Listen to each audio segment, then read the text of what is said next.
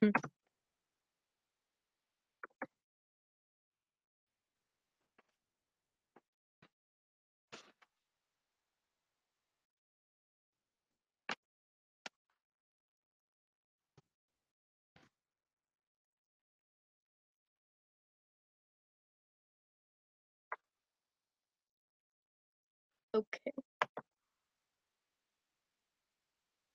I don't know if you could hear my voice. You hear voice? I need to know if you can hear voice. Yeah, you could hear it. Okay. I need to get the peeps.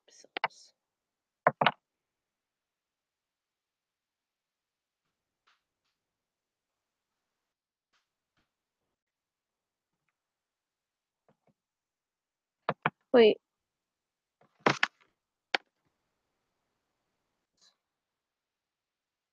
Okay.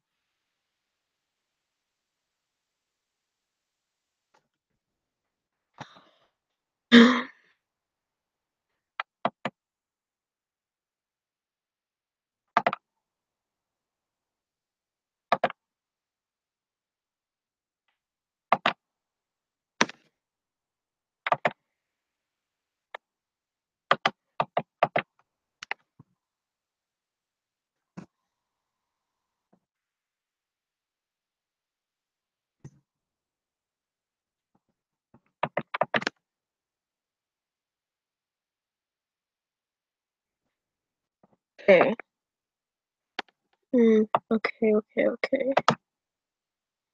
Thumbs up. I'm about to start reading. I'm just like get the link and send it to like every single Discord server I'm in because why not?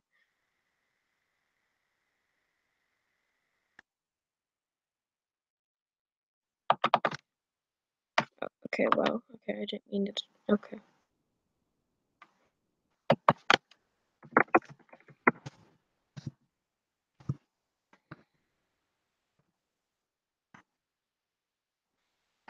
Okay.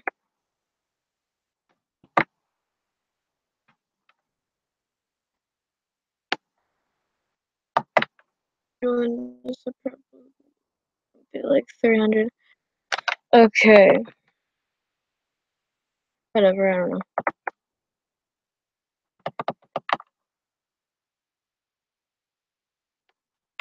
Okay.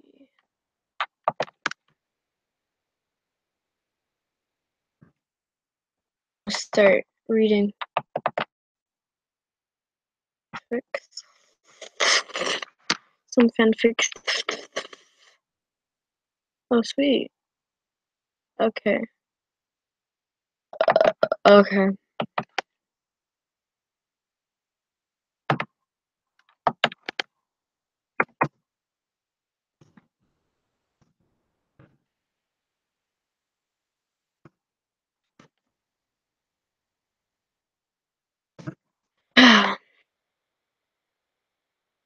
Okay.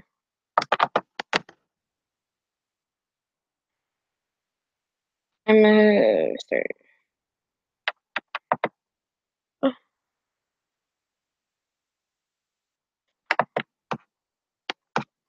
Okay.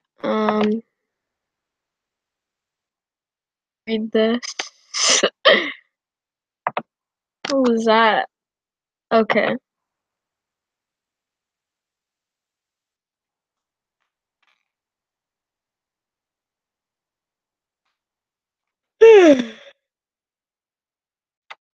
Okay, yeah, this is it. Prepare your buttholes. Jeez, okay. Yeah. You still there? I don't know if you're still there. Okay, I'll continue reading even though It was a normal day in Gravity Falls, Oregon.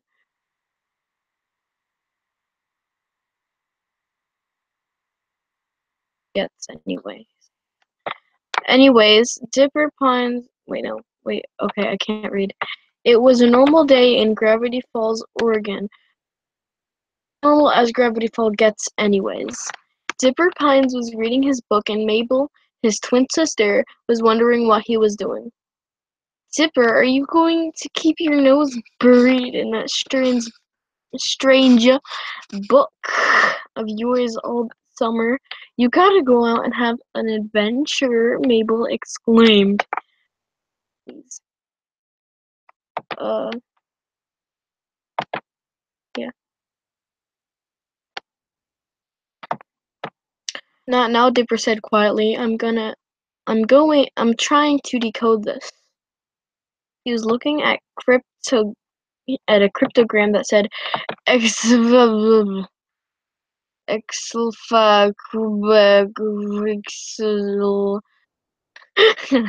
B. Dipper was officially stumped. He could not figure out what it meant. Hello. And it seemed very mysterious to him. Grunkle Stan is going to take us lunch, Dipper, Mabel exclaims. Dipper, however, was not in the mood for the diner. He was publicly humiliated last time he went, and though the food was very good anyway. And he thought the food was very good anyway. Mabel, I don't want to go to the diner, Dipper said solemnly, solemnly.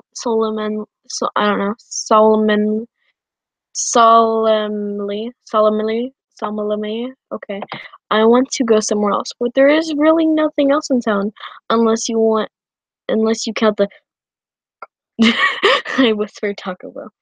Taco Bell near the forest, Mabel replied. Taco Bell? Dipper's ears. I'm sorry. 3 a.m. Wait, where am I? Crap. Okay. Taco Bell? Dipper's ears perked up. He had never eaten at Taco Bell before, and ever since last week he had a craving for Mexican food for some reason. Why don't we get Taco Bell? Why don't we go to Taco Bell today? Dipper asked. Taco Bell? Taco Bell? Taco Bell? Grunkle Stan questioned. Why do you want to go there? It smells like that when it gets clocked. I had my heart set on pancakes, Mabel moaned. Listen, you can go to Taco Bell if you want to, but don't come crying to me when you smell like expired onions. Fine, I will, Dipper said harshly. Don't let the door hit you out on the way. Don't let the door hit you on the way out, Grunkle Stan said, but as he was exiting the mystery shack, the door hit him on the way out, said Grunkle Stan. He was laughing. So anyways, Mabel and Grunkle Stan went to the diner, while Dipper tried to find the Taco Bell. I'm at the Pizza Hut. Okay. He had brought with him his book and a couple of bucks, but finding the Taco Bell was a bit harder than he had previously thought. He had been looking around the town for what seemed like days. The mystery book wasn't helping him either, until he saw a flicker of a sign in the forest. He went into the forest. Taco Bell in the wait, why would there be a Taco Bell in the forest? Dipper dipped, asked himself, dipped, French fries, ketchup. Okay. Dipped asked himself. After hiking for about an hour, Dipper finally got to the Taco Bell, but it sure didn't look like any Taco Bell he'd ever seen. It was surrounded by barrage of giant oak trees in an open field, completely different from the rugged terrain of the Oregon forest. So the open field was covered with at least 3 layers of pine needles. The attention of Dipper. He stuck his hand into the pine needles. Ow! Dipper shouted. A pine needle poked him. It hurted. The restaurant Taco Bell looked like a silo, sort of. Well, it was very Cinderella-pical. The outside had rusty picnic tables, and it looked like no one used them at all. Dipper walked up to the restaurant's door. Should I go in there? Dipper asked himself. I'm starting to have second thoughts. Why is there such a small desolate Taco Bell in this 4 miles from the nearest railroad? But I guess it's my... Mabel and Uncle Stan are probably done with right now. And they were. Mabel wondered why Dipper hadn't come back yet. But Grunkle Stan didn't give a... Wait. Stan? Grunkle Stan didn't give a damn. So Dipper entered the restaurant, but he was relieved to see that the interior was normal, except for its high ceiling. There was also no customers inside, but Dipper thought that was normal, considering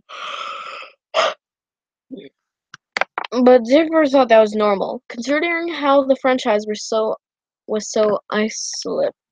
He went to the counter. There was only one cashier working the registers, a very old, slightly deaf, bored out of his school cashier.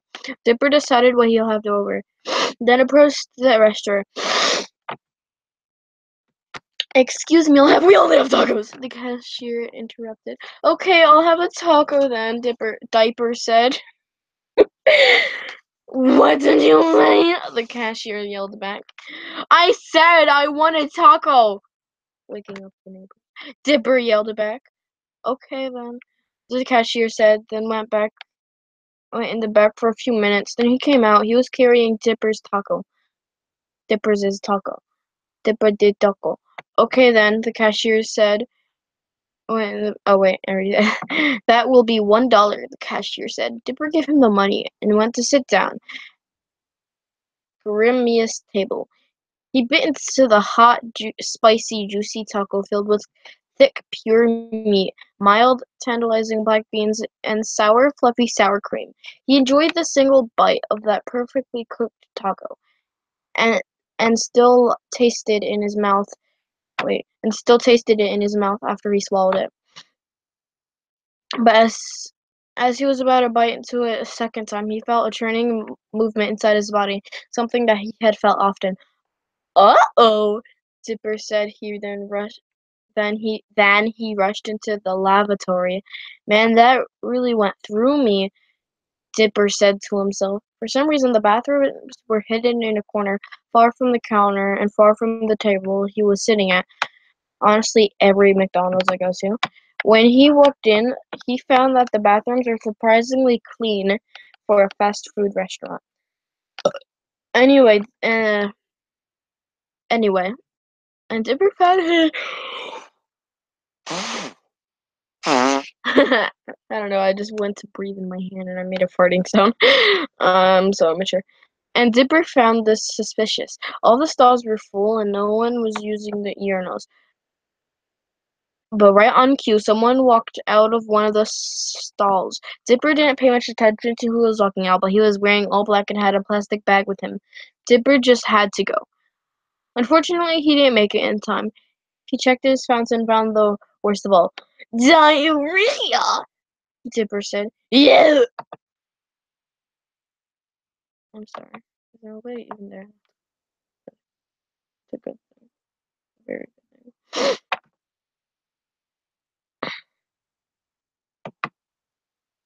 So far, only 14 minutes. Honestly.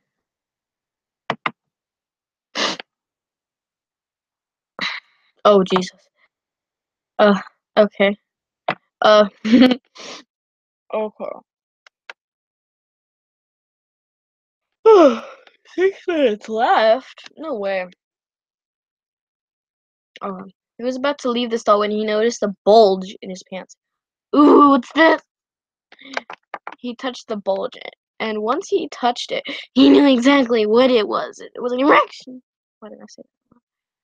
Found himself completely aroused after touching it, and started to do it some more. Eventually, he was ready to hardcore masturbate. He didn't know what was arousing him. He was aroused. He took off his blue shorts and his soiled underwear, disgustingly disgusting, revealing his medium-sized, but not small, peen. The tip was bright and red, like Rudolph the Red-Nosed Reindeer. Amazing comparison. Jesus. What the frick is this? Is that like... Uh, uh Dipper started to hit... Wait. Dipper started to yank his Johnson harder and faster. The 5-incher was getting pumped. Dipper's soiled hand started to feel bits of pre-cum on his dry fingers. Eventually, the medium-sized man couldn't take it anymore and burst in an explosion. Jizz and jizz and jizz. The jizz and jizz and jizz got all over in the toilet, and Dipper felt proud. He creamed for the first time, but he was upset that it wasn't over when he... Oh, this is not enough for me. I need to release all of this with this fresh act. Yeah, much quicker. Dipper come quicker. It was a bigger release than last time. Rain Dipper seed. More proud than last time. His heart about to burst from all the droplets of cum falling down the ceiling. Ah. Wait. The ceiling. Okay. He felt the first snowball into the air.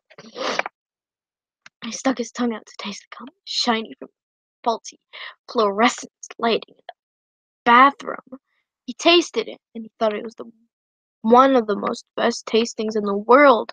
Better than the largest chocolate bar. Better than the rarest pig. Oh my god, why did you eat him? Even better than the taco he was having earlier. By now he couldn't stop. He couldn't leave now and miss out on this great masturbation adventure. He wanted to taste the cum.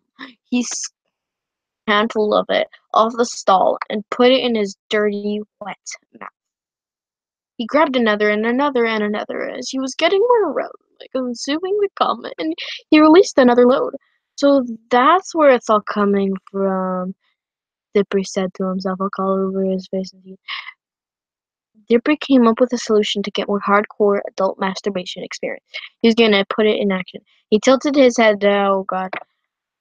Tilted his head down, sat down on the covered ground, and grabbed his hardened Johnson and stuck it in his mouth. Okay.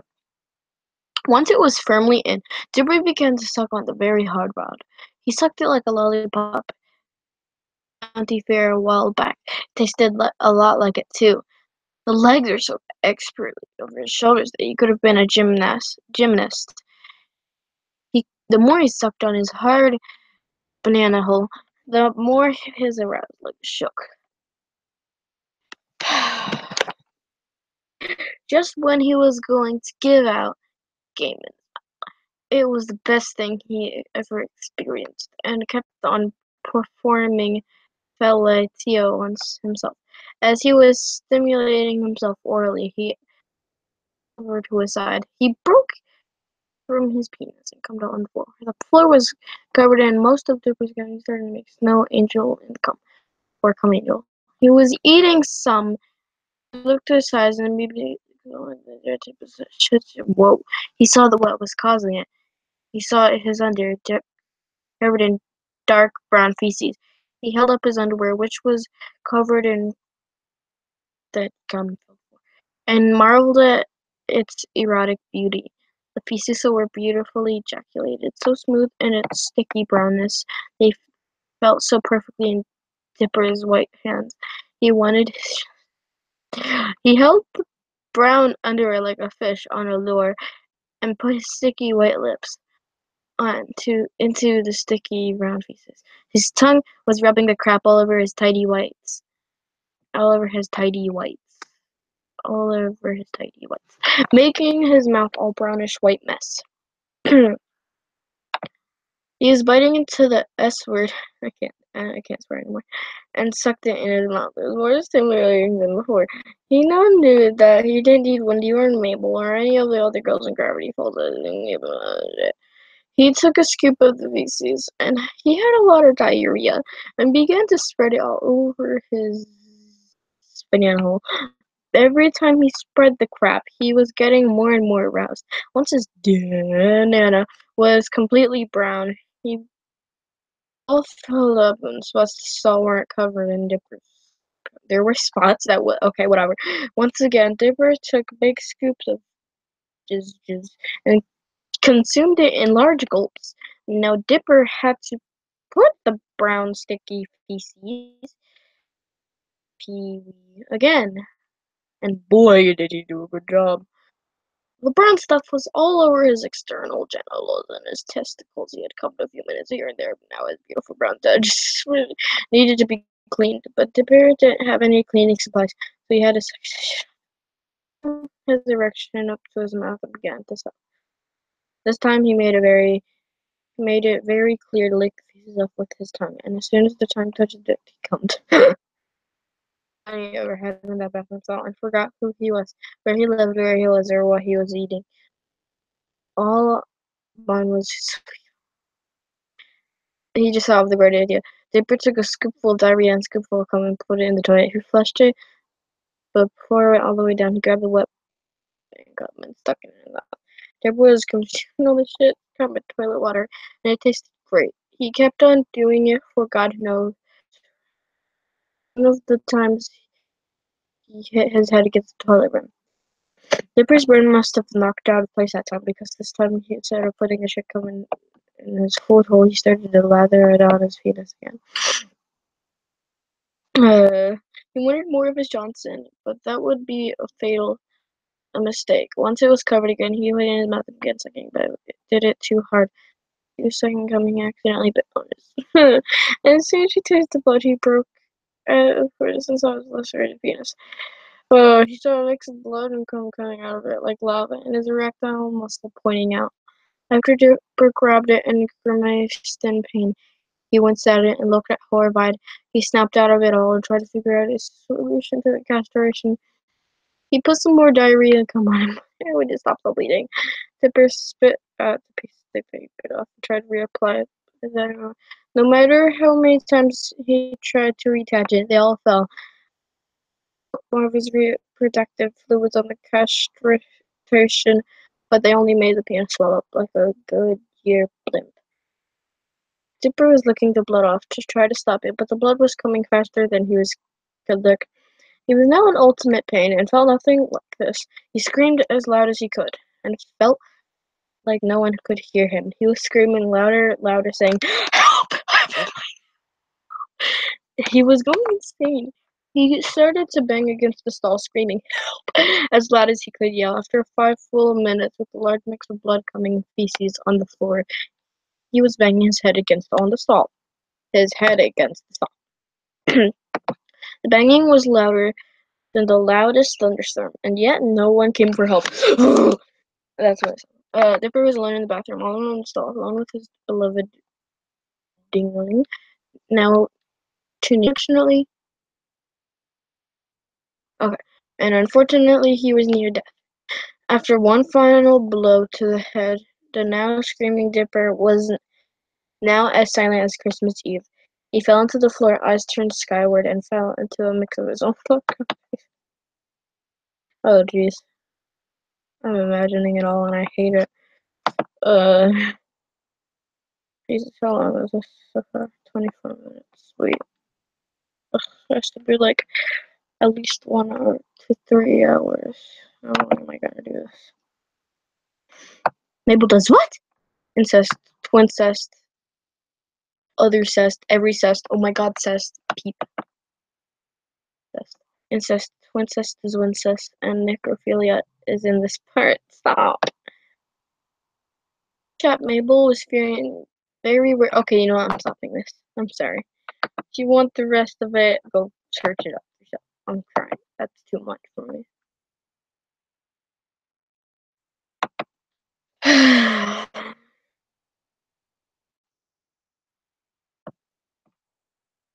Oh, okay. I didn't mean to do that. This looks like a fun. Wait, what was that though? I seen a picture of a dog. Ah! That's a cute picture. Did I draw that? Sweet, hi. Sweet, hi. Sweet, hi. This is a chapter book. Okay, look.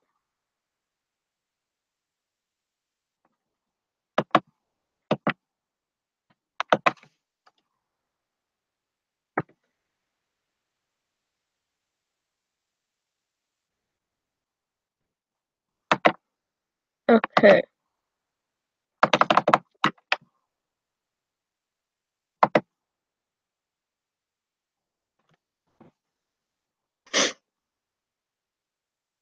Okay. I want a voice act, but I don't. It all started on an average day, but when wait, okay, I can't read. I'm sorry. It all started on an average day, when something that has never broken down broke down. It was almost midnight, and Jake Inglashi, a dark-haired boy in rectangular glasses, was sitting on a beanbag, wrote about his traveling experiences, and occasionally adding extra sentences or crossed out words. A large dog with thick white fur was sleeping peacefully next to a wall where multiple framed plant samples were displayed. The murmuring of the dirigibles engines created a somnolent background noise. They returning from home from another week-long trip. Sometimes he looked at Jade, who was sitting in the flight deck with her eyes fixed under the controls panel. Okay, it was her turn to navigate the airship. Okay, sorry. The only thing dividing the so-called living room of the dirigible, where Jake was, and the flight deck was a I can't read. Okay, opening. The cabin was designed specifically.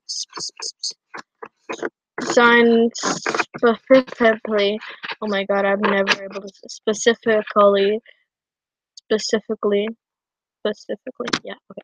In a way that allowed the person navigating to step away and relax at any time without any show. That's weird. Okay, I want to voice that. That's weird. Yeah, that's what she sounds like. Jade sounds like. No, she doesn't. That's weird. Jade murmured under her breath. What is it? I'm not British. What is it? What is it? What is it? Jake put the journal aside instantly. It's probably a mistake. She tapped the altimeter softly. It says that we are losing altitude, but all the other sensors show normal parameters, and gas cells are full. She looked at her brother in worry. Maybe it's malfunctioning. Wait, let's check. Maybe it's malfunctioning. We will need to get it fixed when we arrive home. Maybe it's malfunctioning. We will need to get it fixed once we arrive home. Jake said to calm her down, even though he started to worry too. It was their worst fear to get an unexpected equipment failure while being several kilometers above the ground. I'll go check the cells for a leak anyway, Jade said and started. Okay. I'll go check the cells for leak. Okay, I'm just gonna try to read. Okay. I know I could read, but who was that? Somebody say Layla. Hello, yes, I'm a horseman. Yes, dog. Okay. I'll go check the cells for a leak anyway. Jade said and started climbing the ladder that led on the second level, where all the engines and machinery was placed. But suddenly, the airship was shaken as they collided into something. Jake was thrown smashing his head at the wall. Jade yelled and fell off the ladder, but the dog, Becquirl, was awake within seconds and caught her on his back. The twins scrambled to their feet to look through the windows.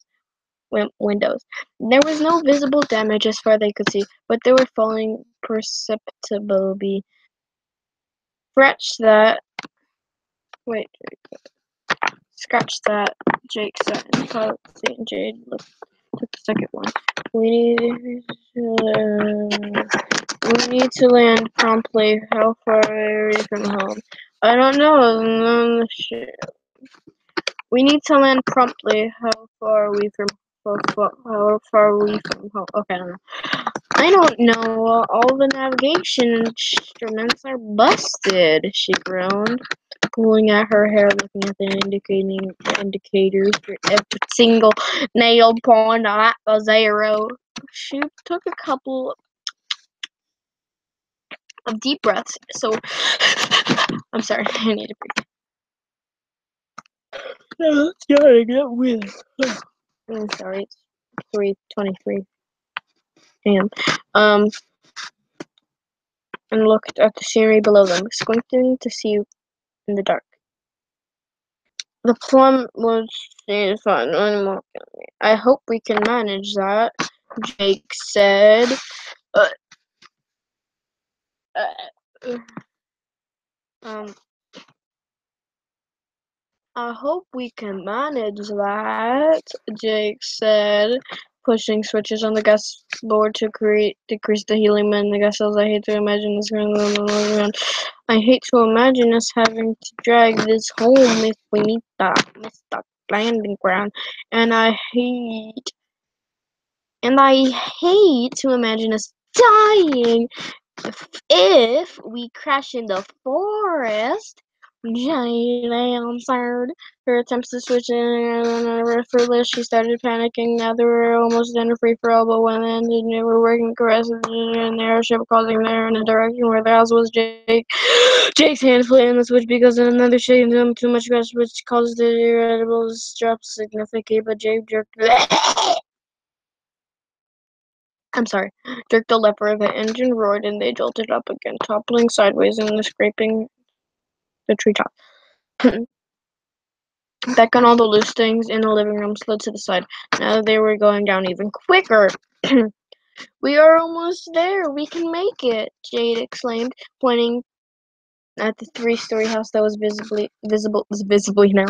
It was only the only building in the area near a small lake surrounded by a spacious meadow. Okay. It was cleaned specifically in order to be able to land a dirigible freely, which wasn't easy, even when it wasn't a fully functional vehicle. Jake gulped, imagining being crashed under a gigantic mass of metal quite vividly. Okay, that's true.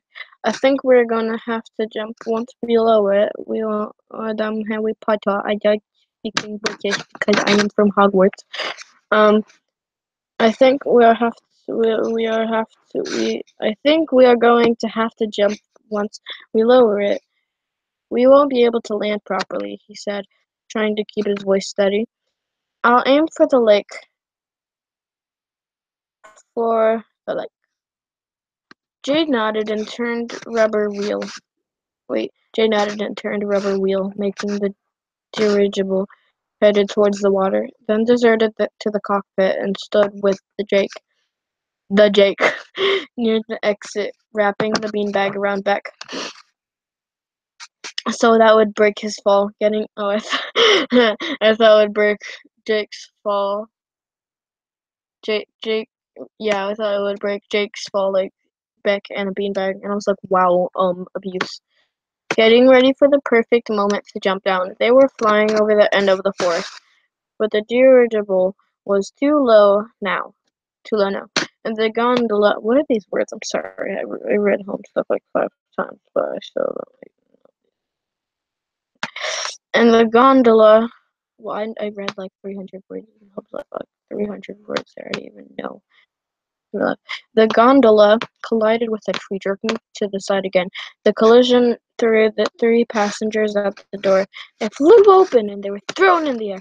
Jake felt the air being knocked out of his lungs as he hit the ground and rolled over, mouthful of bitter taste of grass and dirt. Jade and Beck crashed nearby, and he straightened up to see the theory.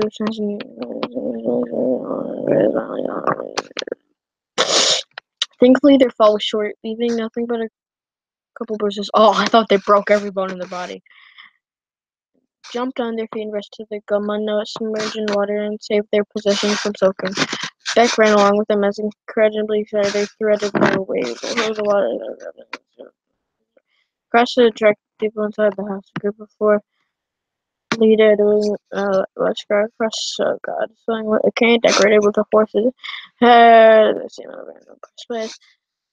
Is everyone all right here? He asked, watching his siblings leap. Mr. Slack! Mr. Slack! Mr. Slack! Jake cried happily when spotting him together when Mr. Box saw Mr. Thank goodness your craft landed. Helped carry all his belongings, and life and death. Jake the books ran across to carrying some wet books in his mouth. Mr. Slick walked up to the water totally. I don't see you being in mortal danger. Helping you unpack isn't our paycheck. He raised his eyebrow. Jade rolled her eyes. Fine, we will double save our belongings. The foreign man exchanged looks, and the largest of them cracked his knuckles.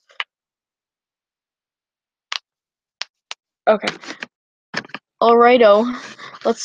Get started then.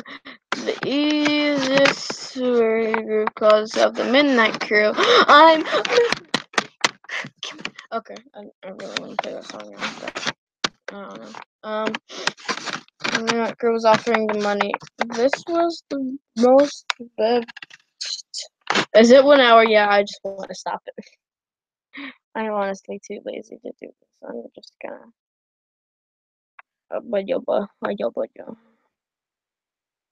You know what? Heck you. I'm a draw now.